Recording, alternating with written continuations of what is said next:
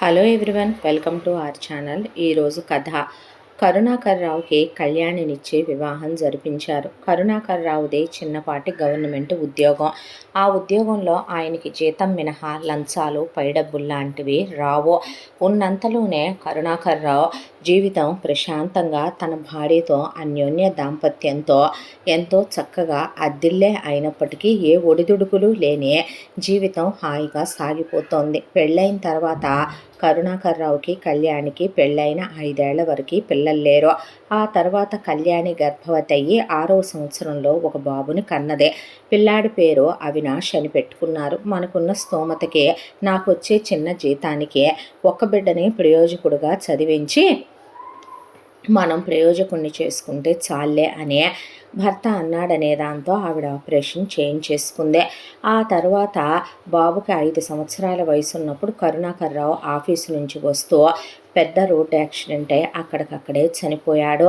ఆయన చనిపోయిన తర్వాత శవానికి అంత్యక్రియలు, దశదిన కర్మకాండలు పూర్తయిన తర్వాత కళ్యాణి పుట్టింటి వాళ్ళు వచ్చి పిల్లాడికి 5 ఏళ్ల వయసే కదా, పిల్లాడిని ఎవరైనా పిల్లలు లేని వాళ్ళకి దత్తత ఇచ్చేసో లేదా హాస్టల్లో పడేసో నీ జీవితం మధ్యలోనే ఆపుకొని నీ సుఖాలన్నిటినీ వదిలేసుకోవటం ఎందుకమ్మా, నువ్వు ఇంకో పెళ్లి చేసుకో అని చెప్తే, ఒక్క మాట చెప్పనా, నా కొడుకు కోసం నేను మానేస్తున్నానని పతివ్రత కబుర్లు చెప్పే అమ్మని కాదులే, కానీ ఒక మాట చెప్తాను, వచ్చిన వాడు నాకు మొగుడవుతాడు కానీ నా బిడ్డకి తండ్రి అవుతాడా? నేను రెండో సంబంధం దాన్ని అన్నప్పుడు నాకు రెండో సంబంధం వాడే వస్తాడు. నాకెటు పిల్లలు పుట్టరు కాబట్టి నాకు కనాలనే ఆసక్తి, ఆశ లేదు. ఇప్పుడు కొత్త కొత్త సంగమాలు, మళ్ళీ భర్తతో వచ్చే రెస్పాన్సిబిలిటీస్. నేనేమైనా నా మొగుడితో సంవత్సరం కాపురం చేశాక ఆయన పోయాడా? 11 ఏళ్ల కాపురం తర్వాత ఆయన పోయాడు. ఆయనతో అన్యోన్యంగా సంతృప్తిగా నేను నా జీవితాన్ని గడిపాను. కోరికలు, ఆశలు అంటే మనం రమ్మంటే వస్తాయి, పొమ్మంటే పోతాయి. ఆయనతోనే నేను వాటన్నిటినీ వదిలేసినప్పుడు, నా శరీరానికి ఆ కాంక్ష, కోరిక కలగనప్పుడు నాకు ఇంకా పెళ్లి మీద ఆశలు ఉండటం తప్పు కదూ. నాకు నా బిడ్డని చూసుకోవాలా బాధ్యతలు. రేపు వచ్చేవాడికి ఒకళ్ళు ఇద్దరు పిల్లలుంటారు, వాళ్ళ పిల్లల బాధ్యతలే చూసుకోవాలా. వాళ్ళు, నేను ఆడదాన్ని కాబట్టి నా కొడుక్కి వాడు తండ్రి ప్రేమనివ్వకపోయినా, నేను ఆడదాన్ని కాబట్టి వాడి పిల్లలకి నేను తల్లిగా అన్ని సేవలు చెయ్యాలి. నాకు ఇప్పుడు అంత ఓపిక లేదు, అంత కోరికలు లేవు, అంత ఆశలు లేవు. నాకు నా బిడ్డ ఉన్నాడు, మంచో చెడో ఈ జన్మకి నా రుణం వాడనుకొని నా బ్రతుకు నేను బ్రతుకుతాను. పోనీ పుట్టింటికి వచ్చి ఉండవే, వద్దు, పోకపోక పుట్టింటికి పోకూడదని నాకు బాగా జ్ఞానోదయమైన ఆడదాన్ని నేను అస్సలు రాను అనేసింది ఆవిడ. మరి ఏం చేస్తావమ్మాయి అంటే, కరుణాకర్ రావు ఆయన చనిపోయాడు కాబట్టి ఆయన ఉద్యోగం మీద ఆవిడకి కొంత డబ్బు వచ్చింది. ఆ డబ్బుతో ఆవిడ ఒక సొంత ఇల్లు కొనుక్కుంది. అది కాకుండా ప్రతి నెల ఆయన గవర్నమెంట్ ఉద్యోగం చేస్తూ పోయాడు కాబట్టి పెన్షను, దాంతోపాటు ఆయన పిఎఫ్ వస్తే ఆ పిఎఫ్ని బాబు పేరిట ఫిక్స్డ్ డిపాజిట్లో వేసి, రేపొద్దున పిల్లాడి భవిష్యత్తుకి ఉంటుందిలే, ఫిక్స్డ్ డిపాజిట్లో మనం ఎంత వేస్తే అంత డబుల్ అవ్వుకుంటూ వెళతాయి కదా, పిల్లాడికి ఇప్పుడు 5 ఏళ్లే కదా అని ఆవిడకి మిషన్ కుట్టుకోవటం వచ్చు. దాంతో ఇంటి ముందు మిషన్ పెట్టుకొని దాని మీద రోజుకి 2000 వచ్చినా సొంత ఇల్లే కాబట్టి ఇల్లు జరిగిపోద్ది అనే దాంతో పిల్లాడిని మంచిగా చదివించుకుంటూ పిల్లాడే ప్రపంచం అనుకుంటూ బ్రతుకుటం మొదలుపెట్టింది కళ్యాణి. అలా రోజులు, నెలలు, సంవత్సరాలు గడిచిపోయి కళ్యాణి కొడుకు అవినాష్ పెరిగి పెద్దవాడయ్యాడు. పిల్లాడిది ఇంటర్మీడియట్ అయిపోయి ఆవిడ పిల్లాడిని చిన్నప్పటి నుంచి మెరిట్లోనే చదివించుకుంటూ వచ్చింది. చాలా బాగా చదువుతాడు అనే మాట చాలా చిన్నదే అవినాష్ విషయంలో. చదువు తప్ప మరొక లోకం, ప్రపంచం లేనంతగా చదువుతాడు అవినాష్. ఇంటర్మీడియట్ అయిపోగానే ఓ మంచి కాలేజీలో తక్కువ ఫీజుతోనే సీట్ రావడంతో మెరిట్ మీద పిల్లాడిని కాలేజీలో జాయిన్ చేసింది కళ్యాణి. అలా వెళ్ళిన అవినాష్కి అక్కడ కల్పన అని ఒక అమ్మాయితో పరిచయం, ఆ తర్వాత స్నేహం. ఇద్దరూ ఓకే అనుకొని ప్రేమ చెప్పుకున్నారు. కల్పన వాళ్ళ ఫ్యామిలీ విషయానికి వస్తే, కల్పన వాళ్ళ అమ్మ నాన్న నిలువెత్తు స్వార్థపరులు. బాగా డబ్బు పిచ్చి మనుషులు. కల్పనకు ఒక తమ్ముడు ఉంటాడు, చాలా సెల్ఫిష్ వాడు. కల్పనకి చిన్నప్పటి నుంచి తల్లిదండ్రులు సొంత వాళ్లే అయినప్పటికీ ఆ ప్రేమలు అలాంటివేవి తెలియదు. వాళ్ళ అమ్మ పొద్దున్నే 6ంటికే లేపి అంట్లు తోమమంటాం, బట్టలు ఉతకమంటాం, ఆ తర్వాత ఇల్లు ఉడ్చి తడిగుడ్డ పెట్టమంటాం, వంట పనులు సాయం చేయమంటాం. అప్పుడు కాలేజీకి వెళ్ళినా మెరిట్ మీదే చదువుకోవాలి, వాళ్ళు ఎక్కువ ఫీజులు కట్టరు. దానికి తోడు సాయంత్రం వచ్చాక ట్యూషన్లు చెప్పమనమని ఆ వచ్చిన డబ్బులు దాచిపెట్టి వాటితోనే ఆ అమ్మాయికి ఫీజులు కట్టుకుంటూ వచ్చే పై ఎత్తున ఆ డబ్బులతోనే కొడుకుని చదివించుకుంటూ వాళ్ళకి బాగా ఆస్తిపాస్తులు ఉన్న రాబడి ఉన్న పరమ పేనాసి మంద కూతుర్ని ఒక మనిషిలా కూడా చూడని ఫ్యామిలీ వాళ్ళదే. అలాంటి ఆ అమ్మాయి తింగరది తిక్కలది. ఒక రకంగా చెప్పాలంటే కల్పన ప్రేమ కోసం మొహం వాసిపోయిన ఒక అమ్మాయే. అవినాష్ చాలా రెస్పాన్సిబుల్గా ఉండే ఒక అబ్బాయే. అవినాష్కి కల్పనలోని అమాయకత్వం నచ్చితే కల్పనకి అవినాష్ చూపించే ప్రేమాభిమానాలంటే చాలా ఇష్టం. అవినాష్ మాత్రం తన లైఫ్ గురించి ఒక పర్ఫెక్ట్ ప్లానింగ్ ఉన్న అబ్బాయే. తన తండ్రి చనిపోయిన తరువాత తల్లి కొన్న ఇల్లు ఇప్పటికీ పాతదైపోయిందే. తల్లి మిషన్ కుట్టి కుట్టి కాళ్ళు అరిగిపోయి కంటి చూపు కూడా తగ్గిందే. అమ్మ నాన్న పోయాక అన్ని సుఖాలు దూరం చేసుకొని తన కోసమే బ్రతుకుతోందే. తాము కోటీశ్వరులు కాదు, పుట్టినప్పుడు ఒక వ్యక్తి ఎలా పుట్టాడో అనే దానికన్నా పోయేటప్పుడు ఒక మనిషి ఎలా పోతాడన్నదే ఇంపార్టెంట్. లగ్జరీలో బ్రతకాలనుకోవటం తప్పు కాదు, అందుకోసం తప్పుడు పనులు చేయటం తప్పు. అమ్మ నా కోసమని నాన్న పిఎఫ్ డబ్బులు బ్యాంకులో వేసినవి నాతో పాటే పెరుక్కుంటూ వచ్చి వాటి మీద ఇంట్రెస్టు అసలు కూడా వాడకుండా తను మిషన్ కుట్టిన డబ్బులు నాన్న పెన్షన్ డబ్బుల్లో నుంచే కొంత తీసి అమ్మ చదివించుకుంటూ వచ్చింది తప్ప అప్పు తప్పు రెండు చేయకూడదని అమ్మ ఎప్పుడూ చెప్పుద్దే. తను ఇలా కాకుండా ఇప్పుడు ఇంజనీరింగ్ అయిపోయిన తర్వాత ఒక మంచి జాబ్ చూసుకొని జాబ్ చేసుకుంటూనే పీజీ తను ఎంబీఏ చేయాలనుకుంటున్నాడు. డిస్టెన్స్లో ఎంబీఏ కంప్లీట్ చేసేసి ఆ తర్వాత తను చాలా కష్టపడతాడు కాబట్టి పొజిషను క్యాడరు పెరిగితే గనక ఆ తర్వాత లైఫ్లో తను సెటిలే 27, 28 ఆ టైంకి పెళ్లి చేసుకుందాం కల్పననైనా అనుకున్నాడు. ఆ అబ్బాయి చిన్న వయసే అయినప్పటికీ తన హద్దులు తనకి తెలుసు. కనీసం కల్పననే ఒక హగ్ చేసుకోవటం, ఒక కిస్ చేయటం, తల్లిని నా కోసం ఐకొను ఈకొను అనే ఇబ్బంది పెట్టడం ఇలాంటివి ఏవీ చేయడు అవినాష్. కలలు కనాలి, ఆ కలల్ని మనం సాకారం చేసుకోవాలంటే దానికి తగ్గట్టు మనం కష్టపడాలి. మనం సోమరిపోతులుగా ఉండే అమ్మా నాన్నలు కోట్ల వర్షం కురిపించలేదంటాం తప్పు. అందరికీ సెటిల్డ్ పేరెంట్సే ఉండాలని ఏమీ లేదు కదా. సంస్కారం ఉన్న పేరెంట్స్ ఉండటం ఇంపార్టెంట్, అర్థం చేసుకునే ఫ్రెండ్లీ అట్మాస్ఫియర్ ఉండటం ఇంపార్టెంట్. తన్నేమి తన తల్లి గాలి విధమనవ్వమనో లేదంటే గనక తప్పుడు పనులు చేయమనమనో ఏం చేసైనా సంపాదించమనో ఒక అమ్మాయిని పెళ్లి చేసుకొని కట్నాలు గుంజుదామనో లేదా తన అమ్మేమే కిరాతకురాలో దుర్మార్గురాలో కాదు, తనకి రాంగ్ గైడెన్స్ ఇచ్చి పెంచలేదు. దాంతో లైఫ్లో తనంతా మంచిగానే ఉన్నాడు. ప్లానింగ్ ఆఫ్ లైఫ్ ఉండటం తప్పు కాదుగా అనుకున్న అవినాష్కి చదువు అయిపోయాక కల్పన మా ఇంట్లో వాళ్ళు నాకు సంబంధాలు చూస్తున్నారని చెప్పేసిందే. ఒక మగాడికి ఉండే సమర్థత ఒకవైపున ప్రేమని ఒకవైపున కెరియర్ని రెండింటినీ బ్యాలెన్స్ చేస్తేనే వాడిని మగాడంటారు, సమర్థుడంటారు. దాంతో అవినాష్ వాళ్ళ అమ్మకి చెప్తే అయ్యో అదేమన్నమాట నాన్న, అలాగే వెళ్ళి మాట్లాడదామని అవినాష్ని తీసుకొని వెళ్ళేసరికి మీ ఆయన చేసిందేం పెద్ద గవర్నమెంట్ ఉద్యోగం కాదు, పెన్షన్ల మీద మిషన్ కుట్టుకుంటూ బతికిన ఫ్యామిలీ, ఉన్నది ఏదో ఒక 2 గదుల చిన్న సొంతిల్లు అనమాట. నువ్వు చదివింది ఆఫ్టర్ ఆల్ ఇంజనీరింగేనమాట అయితే అన్న తర్వాత వాళ్ళు వెనక ముందు ఆడుతుంటే కళ్యాణి అక్కడ పెళ్లి ఖర్చులు మీరు పెట్టుకోక్కర్లేదు, ఎంగేజ్మెంట్ ఖర్చులు మీరు పెట్టుకోక్కర్లేదు, మీరేమీ నగా నట్టలు పెట్టకపోయినా పర్లేదు, మాకేం కట్నాల మీద ఆశ లేదంటే దరిద్రం వదిలిపోయిందని చెప్పి వాళ్ళకి ఎప్పుడెప్పుడు కూతుర్ని వదిలిచ్చేసుకుందామా పాడుపేడాకారం అనుకొని అన్నీ ఆవిడే పెట్టుకునేసరికి అవినాష్కి ఇచ్చి పెళ్లి జరిపించేశారు. అయితే పెళ్ళయ్యి అవగానే అవినాష్ అంతకుముందే ఒక ప్లానింగ్లో ఉన్నాడు. ఇక ఇక్కడే ఉండి ఈ జీతంతో బ్రతకటం అంటే తన వల్ల కాని పని. ఎందుకంటే కల్పన ఉద్యోగానికి వస్తానని అంటలేదు. ఆడవాళ్ళని ఇబ్బంది పెట్టి బలవంతంగా తీసుకెళ్ళటం వాళ్ళ నాన్నకు ఆ రోజు వాళ్ళ అమ్మ విషయంలోనూ లేదు, ఈరోజు అవినాష్కి కల్పన విషయంలోనూ లేదు. దాంతోనే అవినాష్ అబ్రాడ్ కంట్రీస్కి అప్లై చేసి ఉన్నాడు జాబుల కోసం. అందులో ఒక కంట్రీ నుంచి అవినాష్కి ఆఫర్ వచ్చింది. దాంతో తల్లి దగ్గరకు కూర్చొని, అమ్మ నేను ఇలా విదేశాలు వెళ్ళాలనుకుంటున్నాను. అమ్మాయిని పెళ్ళైన కొత్తల్లో వదిలేసి వెళ్తే ఎలాగరా? అమ్మాయిని కూడా తీసుకొని వెళ్ళరాదు అంటే, దేనికమ్మా? కోరికలు మనిషిని దహించేస్తాయా? శరీరం ఆశల్ని కంట్రోల్ చేయలేదా? అలా అనుకుంటే గనక నేను అసలు ఇప్పుడు పెళ్లి చేసుకోవాలనుకోలేదు. నా వయసు ఇప్పుడు 22. ఇది నాకు పెళ్లి వయసేనంటావా? ఇది కంగారు పెట్టేసి వీళ్ళ అమ్మా నాన్న దీనికి వేరే పెళ్లి చేస్తారనే దాంతో చేసుకున్నాను. ఇదా ఉద్యోగం చేస్తానని అంటలేదు. చేయమని బలవంతం చేసే అలవాటు నాకు లేదు, నాన్నగారికి లేదని నీకు బాగా తెలుసు. ఇప్పుడు భార్యని తీసుకొని వెళ్ళటం అక్కడికి వెళ్తే అయ్యే పని కాదు. అక్కడ కాస్ట్ ఆఫ్ లివింగ్లు నేను తట్టుకోలేను. తన్ని తీసుకెళ్తే నా వరకు ఒక రూమ్ ఇచ్చే, నాకు ఫుడ్ అకామిడేషన్ రెస్పాన్సిబిలిటీ వాళ్ళదే అన్నారు. ప్రతి 2 ఏళ్లకోసారో సంవత్సరానికోసారో నేను వస్తాను. అక్కడి నుంచి కరెక్ట్గా ఇప్పుడు నాకు 22, 10 ఏళ్ల పాటు 32 వచ్చేంత వరకు కూడా నేను రూపాయి దాచిపెట్టుకోవాలమ్మా. ఆ తర్వాత నేను ఇక్కడికి వచ్చి బిజినెస్ చేయాలనుకుంటున్నాను. నేను విల్లా కొనుక్కొని కారు కొనుక్కోవాలనుకుంటున్నాను. కానీ కట్న కానుకలు తీసుకురాని భార్యని తెప్పే అలవాటు నాకు ఎటూ లేదు. అలాగని రేపొద్దున నా పిల్లల్ని నేను నాలా పెంచి పెద్ద చేయాలని అనుకోవట్లేదమ్మా. నాకు 32నే కదా, వచ్చాక తనతో నేను ఇంటిమేటెడ్గా క్లోజ్గా ఉండనా? నాకేమైనా వయసు అయిపోయిందా?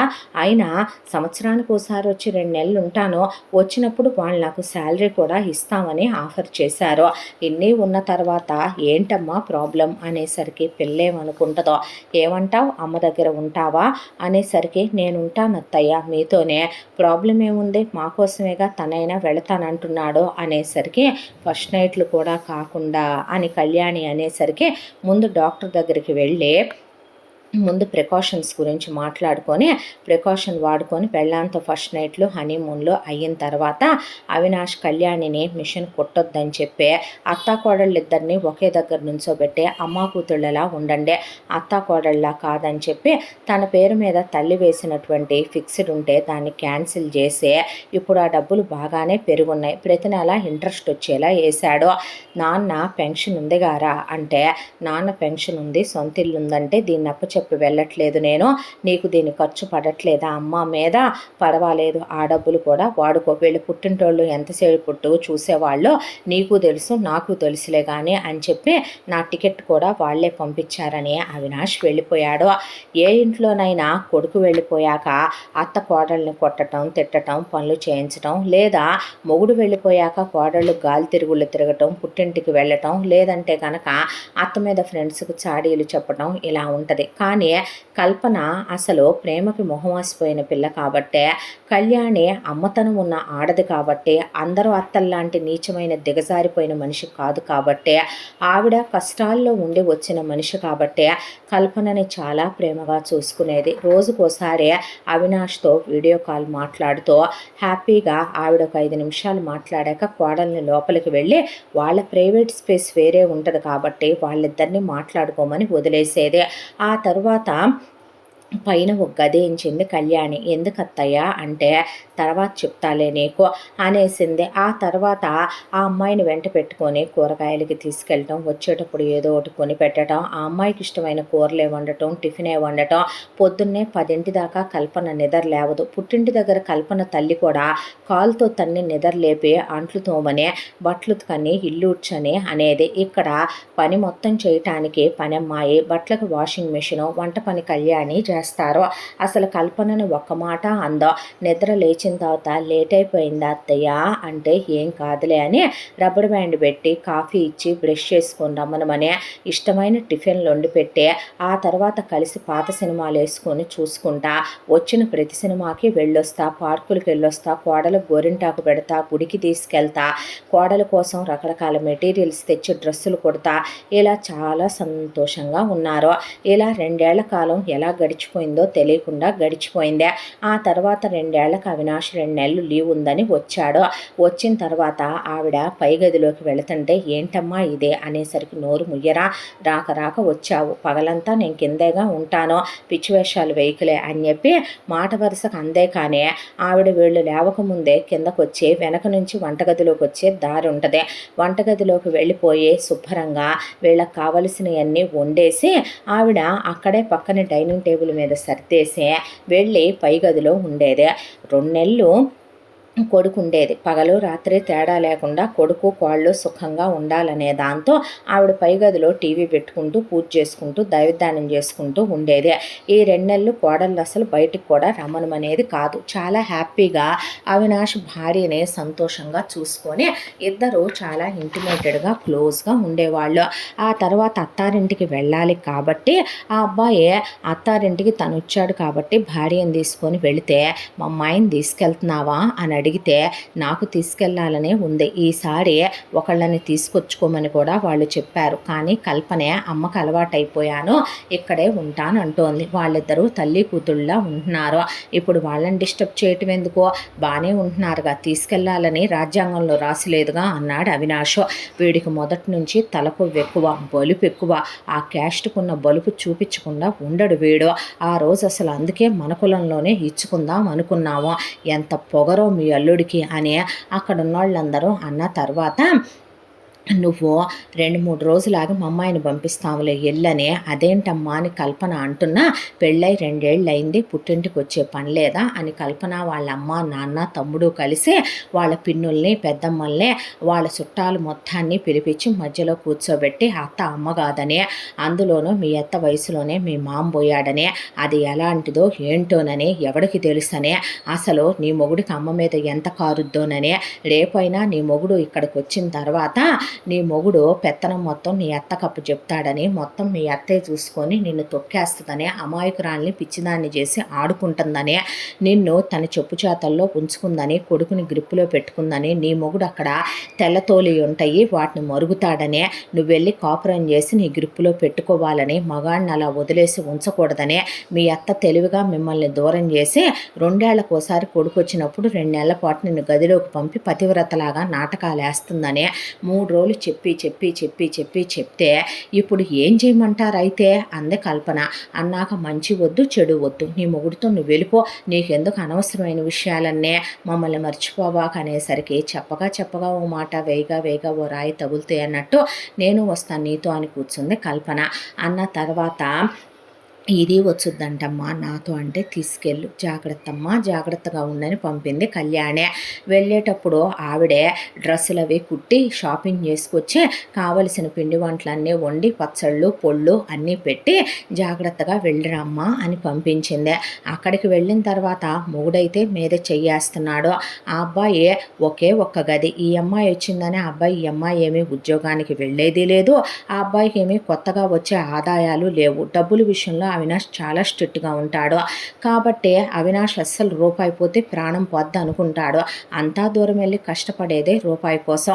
పొద్దున్న నుంచి సాయంత్రం దాకా ఆ అబ్బాయి కష్టపడి రావటం, ఇంట్లో తను ఒక్కటే అయిపోవటం, ఆ ఒక్క గది ఊడ్చుకొని తుడుచుకొని, ఇంటి పనులు అబ్బాయిని చేయమనలేదు కదా, ఇంటి పనులు చేసుకుంటూ తనేం వండి పెట్టినా అలా ఉన్నాయి ఇలా ఉన్నాయని వంక పెట్టడం.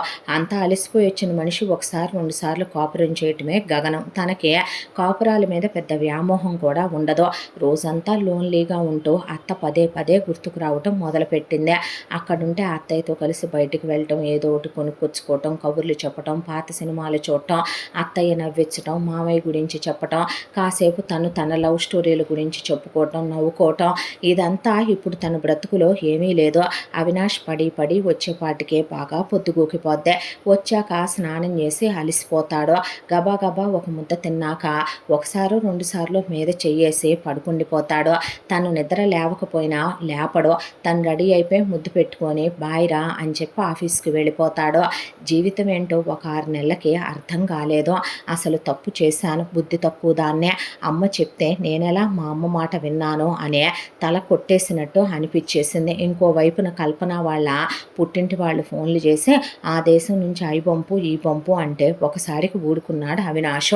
రెండోసారి మూడోసారి అడుగుతుంటే ఏంటిదంతా అసలు, నేను ఇక్కడ దాకా ఎందుకు వచ్చానో, ఇది సంస్కారవంతుల లక్షణమేనా, రూపాయి కట్నం ఇవ్వలేదు, గ్రామ్ బంగారం పెట్టలేదు, పావులో పెట్టి పెళ్లి చేయలేదు, కానీ ఇక్కడి నుంచి పుట్టింటికి పంపాలని నువ్వు అనుకోవటం ఏంటి, పంపమని వాళ్ళు అడగటం ఏంటి, నేనేమో నా రక్తాన్ని చెమటగా మార్చి కష్టపడుతున్నాను, ఇదేనా నువ్వు అర్థం చేసుకోవటం, ఎందుకు ప్రేమించానా పెళ్లి చేసుకున్నానా అన్నదాకా తీసుకురాకో, నాకు మెంటల్ వచ్చిందంటే డివోర్స్ ఇవ్వడానికి 5 నిమిషాలు పట్టదు, ఈ దేశంలో ఆ దేశంలో కూడా ఇవ్వాల్సి వస్తుందని చెప్పు మీ వాళ్ళకి అనేసరికి తల తీసేసినట్టు అనిపించింది అనిపించింది. నిజమే, తన పుట్టింటి వాళ్ళు పద్దాక అసహ్యంగా అడుగుతారు. పద్దాక అయి పంపు, ఈ పంపు, అయి పంపు, ఈ పంపు అనే. ఇన్నిసార్లు నిన్ను అడిగేవాళ్ళు ఒక్కరోజన్నా మీ అమ్మ నీ కోసం ఓ జత బట్టలు పెట్టిందా? నీకు నాకు పిలిస్తే ఏ రోజైనా భోజనానికి రమ్మని పిలిచిందా? ఏ రోజైనా నీ కోసం ఒక 5 కేజీల పార్సిల్ పంపిందా అని అడిగెళ్ళాడు అవినాష్. దాంతో ఆ మాటలన్నీ నిజమే అనిపించే అమ్మ వాళ్ళు ఫోన్ చేస్తే నువ్వు పద్దాక నన్ను అయ్యి పంపమని చెప్పబాకమ్మా అని చెప్పి ఫోన్ పెట్టేసింది కల్పన. ఆ తర్వాత మనసంతా దిగులు ఆవరించినట్టు అయిపోయింది. ఆ తర్వాత కొన్ని రోజులకు అత్త విలువ తెలిసిందే. ఒంట్లో బాగోకపోయినా ట్యాబ్లెట్ వేసి అవినాష్ వెళ్ళిపోతున్నాడు తప్ప అవినాష్ పక్కనే ఉండి చూసుకోవటం కుదరదు. ఎందుకంటే వాళ్ళు లీవులు ఇవ్వరు. పొద్దున్నుంచి సాయంత్రం దాకా కష్టపడి వస్తాడు. ఒక మాట అండు, ఒక దెబ్బ కొట్టడు. తన్ని హ్యాపీగా చూసుకుంటాడు. వీకెండ్స్లో ఎప్పుడైనా ఒక్కరోజు బయటికి తీసుకెళ్తే బడ్జెట్ వేసుకోవాలి. అక్కడ ప్రతి ఖర్చుని తగ్గించుకోవాలి. అత్తగారు ఇదివరకు మొగుడు వరకే పొళ్ళు, పచ్చళ్ళు, నెయ్యి, పిండి వంటలు పంపే. తను వచ్చిన దగ్గర నుంచి ఆవిడే నెలకు 2-3 సార్లు పార్సిల్స్ పంపుతూనే ఉంది. వాళ్ళ తిండి తింటూ వాళ్ళ అబ్బాయిని పెళ్లి చేసుకొని ఆవిడ గురించే తప్పుగా అనుకున్నా కానీ కట్నం తీసుకురాలేదు. తన పుట్టింటి వాళ్ళు తనకి నూరి పోస్తే తను వింటాం ఎంత పెద్ద తప్పని తన చెప్పుతో తనే కొట్టుకుంది ఆ కల్పన. ఆ తర్వాత నేను ఇక్కడ ఉండను, అత్తయ్య దగ్గరికి వెళ్ళిపోతాను, నాకు లోన్లీగా ఉంటుంది, పంపించేవా అవినాష్ అనేసరికి నువ్వు నాకు అలవాటు అయిపోయావు. అంతకుముందంటే మన ఇద్దరి మధ్య ఇంటిమేషన్స్ లేవు. పెళ్ళైన తర్వాత 2 నెలలు నీతో క్లోజ్గా ఉన్నాను, వచ్చేసాను. తర్వాత 2 ఏళ్ల పాటు నీతో ఫోన్ మాట్లాడుకుంటూ గడిపేశాను. వచ్చాక మళ్ళీ 2 నెలలు క్లోజ్గా ఉండి తిరిగి వస్తాను అనుకున్నాను. ఇప్పుడు నాకు రోజు అలవాటు అయిపోయావే. నీ ప్రేమ కావాలనిపిస్తుంది, నువ్వు కావాలనిపిస్తుంది. నేను ఏ టైంకి వచ్చినా నువ్వు నా కోసం ఉన్నావనిపిస్తుంది. ఐ లవ్ యూ రా, నిన్ను వదిలి నేను ఎలా ఉంటానో అనేసరికి సరిపోయింది పో. రెండుకి చెడ్డ రేవళ్ళ తయారైంది నా పని. ఇప్పుడు మొగుడికి తను అలవాటు అయిపోయింది. నిజమే, తను వదిలి పాపం అవినాష్ ఉండలేకపోతున్నాడు. ఆ అత్తయ్యను వదిలి తను ఉండలేకపోతుంది, అత్తయ్యని మిస్ అవుతుంది. దాంతోనే ఆలోచించి ఓ నిర్ణయం తీసుకొని అవి అంటే ఏంటే అన్నాడు. నీ ఆఫీసులోనే నాకు ఉద్యోగం చూడవా అనేసరికి అదేంట్రా, ఎప్పుడు నేను నీతో పాటు చదువుకున్నాగా ఉద్యోగం చేయవా అని అడగవే. మా నాన్నకి నాకు ఆడవాళ్ళని కొట్టడం తిట్టడం, మీరు ఇలాగే ఉండండి అని డిసైడ్ చేసి మాట్లాడటం అలవాట్లేదు. దొంగ మొహమోడు, అత్తయ్య బుద్ధి ఒక్కటి రాలా వీడికి, అన్నీ మామయ్య బుద్ధులు కామాల ఇవే అన్నాక నేను చేస్తా ఉద్యోగం. కాకపోతే నేను ఉద్యోగం చేశాక ఈ డొక్కు గదిలో కాకుండా నువ్వు ఒక ఇల్లు తీసుకో, అత్తయ్యని తీసుకొచ్చుకుందాం అక్కడి నుంచి. అదేంటి అన్నాడు. అదేంటంటే నేను అత్తయ్యని చాలా మిస్ అవుతున్నాను, లోన్లీగా ఉంటుంది నాకు అత్తయ్య కావాలి అనేసరికి సర్లే ముందు నువ్వు ఒక 3-4 నెలలు చేయి, అప్పుడు ఆలోచిద్దాం అనే. పెళ్ళాన్ని నమ్మను కూడా నమ్మలా, రూపాయి విషయంలో నమ్మడమ్మ బాబోయ్ అనుకొని అమ్మాయి 4 నెలలు ఉద్యోగం చేసిన తర్వాత ఇహ చేసుద్దని నమ్మకం వచ్చాక అప్పుడు ఇండియా వెళ్ళి నువ్వు రామ్మ అంటే నేనెందుకురా అనేసరికి ఇది నిన్ను వదిలిపెట్టి ఉండట్లేదులే రామ్మ, నన్ను వదిలేసి వస్తానంటుంది నీ దగ్గరికి అనేసరికి ముందు దాన్ని సిటీ అంతా తిప్పి చూపించిరాపో వెళదాంలే అని. నువ్వు రా అత్తయ్య అంటే వద్దమ్మా, నేను అంతకుముందు వెళ్ళిన ఊరేగా వెళ్ళని ఊరేం కాదులే అని చెప్పి ఊరంతా తిరిగిన తర్వాత ఆవిడలో ప్యాకింగ్లు అయ్యి చేసుకున్నాక కల్పనకి వాళ్ళమ్మ ఫోన్ చేసి నేను అవన్నీ తెచ్చావా పార్సిల్స్, మరే మీ ఆయన గురించి కొన్ని కిటుకులు చెప్తారా, మీ అత్త గురించి కొన్ని చెప్తారా అనేపాటికి చెప్పు తీసుకొని కొట్టానంటేనమ్మా మెడ నరాలు ఇరిగిపోతాయి నీకు. ఇంకోసారి నన్ను ఏమన్నా అక్కడి నుంచి పంపమన్నా అడుక్కు తింటున్నారా, నాకు ఇవ్వాల్సినవి కూడా నీ దగ్గరే పెట్టుకున్నావుగా, ఏమైందమ్మా నాకిమ్మని అమ్మమ్మ ఇచ్చిన బంగారం నానమ్మ ఇచ్చిన బంగారం ఏం చేసావు, మొత్తం నీ దగ్గరే ఉంచుకున్నావుగా. నీ కొడుకు సిగ్గు లేకుండా నీలాగే తయారై డబ్బున్న వాటికి గేలాలేసి వాటి దగ్గర పడి తింటా వాడి చదువు అవజేసుకుంటా వస్తున్నాడు. దేన్నో దాన్ని డబ్బున్న దాన్ని ఇచ్చి చేసుకుంటావుగా. నీ బతుక్కి నావు జీవితం గురించి ఎందుకు, నువ్వు ఇవ్వలేని తల్లి ప్రేమ ఆమె ఇస్తుంటే ఒక్కసారిగా అంత ప్రేమ వచ్చి పడింది కదా అడుక్కు తినే నాకు. అందుకే మొగుడి ప్రేమ విలువ తెలియలా, అత్త ప్రేమ విలువ తెలియలా. నాకు బుద్ధి వచ్చిందే. ఇంకోసారి నాకు నువ్వు ఫోన్ చేసినా నాన్న ఫోన్ చేసినా మీలో ఎవరైనా మాట్లాడినా మర్యాదగా ఉండదంటే నువ్వు చచ్చావు అనుకుంటావు. మంచి చెప్పినా నీకు పనికి రావట్లేదు, నువ్వు బాగుపడతావంటే నువ్వు నాశనం అయిపోతావు. నీతి జాతి లేని కుక్క, పుట్టింటోళ్ళు తెమ్మనమంటే తేవా నువ్వు అనేపాటికి థూ అని ఫోన్ పెట్టేసి కల్పన కళ్యాణిని తీసుకెళ్ళిపోయింది. తీసుకెళ్ళిపోయిన తర్వాత కళ్యాణి ఇంట్లో ఉంటూ ఇల్లంతా చూసుకుంటూ రుచిగా వండి పెడుతూ అవినాష్తో పాటు కల్పన జాబ్కి వెళ్ళొస్తూ కల్పనకి 7-8కల్లా ఇంటికి వచ్చేస్తే అవినాష్కి రాత్రి 11-12 దాకా ఇంటికి వచ్చాక కూడా వర్క్ ఉంటుంది. అంతా దాంట్లో అత్తా కోడళ్ళు కూర్చోవటం సరదాగా మాట్లాడుకోవటం. ఇప్పుడు కల్పన కూడా ఉద్యోగం చేస్తోంది కాబట్టి తను అనుకున్న 10 సంవత్సరాల్లో తను అనుకున్న దానికన్నా ఎక్కువే సంపాదించాడు అవినాష్. ఆ తర్వాత ఫ్యామిలీ మొత్తం ఇండియా వెళ్ళిపోయి ఆ అబ్బాయి ఒక మంచి బిజినెస్ పెట్టుకొని అప్పుడు కల్పనకి పిల్లల్ని కన్నాడు. 2 పిల్లల్ని కని అత్తగారితో పాటు ఇంట్లోనే కల్పన ఉండిపోతే అవినాష్ బిజినెస్ చూసుకుంటూ ఇప్పుడు బెంజ్లు BMW కార్లు కొనుక్కొని కల్పనకి డైమండ్ సెట్లు దగ్గర నుంచి ఎమరాల్డ్ రూబీస్ నగలు చేయించి ఇంట్లో పనివాళ్ళు కళ్యాణి పిల్లలు ఓ గ్రేడ్ స్కూల్కి ఏసీ కారుల్లో వెళ్ళొస్తూ హ్యాపీగా లైఫ్ ఇలా సెటిల్ అయిపోయింది. అంతా దాంట్లో కూడా కల్పన తమ్ముడు ఉన్న ఆస్తంతా పెట్టించుకొని కల్పన అమ్మ నాన్నల్ని ఓల్డేజ్ హోమ్లో పడేయించింది కల్పన తమ్ముడు పెళ్ళాము. ఆ తర్వాత మొగుడిని తీసుకొని ఉన్నాయి మొత్తం అమ్మేసి అబ్రాడ్ వెళ్ళిపోయింది. కల్పన అమ్మ నాన్న ఓల్డేజ్ హోమ్ పాలైపోయారు. ఎవరు చేసుకున్న కర్మ వాళ్ళు అనుభవించక తప్పదు. నాకెందుకు, నా మొగుడు నా అత్త నా సంసారం మూసుకొని నాది నేను చూసుకోవాలి. నా మొగుడు విషయంలో జోకులు లాంటి ప్లే చేయకూడదు. డబ్బు విషయంలో ఎంత స్ట్రిక్ట్గా ఉంటాడో ప్రేమ విషయంలో ఫ్యామిలీ విషయంలో రెస్పాన్సిబిలిటీలో కూడా నా మొగుడు అంత కరెక్ట్గా ఉంటాడో. నేను ఒకసారి వెధవేషం వేసిందే తప్పు. ఆ విషయం నా మొగుడికి కానీ తెలిసిందంటే నా తాట ఒలిసేసే ఆడబెడతాడు. మా అమ్మ మా నాన్న లాంటి వాళ్ళ మీద జాలిపడి తెచ్చిపెట్టుకుంటే కాపురాలు కూలిపోతాయని బుద్ధిగా ఉంటూ తన సంసారం తను చేసుకోవటం మొదలుపెట్టింది కల్పన. ఎంతటితో ఈ కథ సమాప్తం. మళ్ళీ మరొక మంచి కథతో కలుసుకుందాం. తప్పకుండా మన ఛానల్ని లైక్ చేయండి, షేర్ చేయండి, సబ్స్క్రైబ్ చేయండి, బెల్ ఐకాన్ క్లిక్ చేసి ఆల్ అనే బటన్ని ప్రెస్ చేయడం మర్చిపోకండి. ఎంత మంచి కథను మనకు అందించిన కథ రచయిత్రి సాయి లలిత గారు. మరో మంచి కథతో తప్పకుండా మీ ముందుకు వస్తాను. Thank you so much.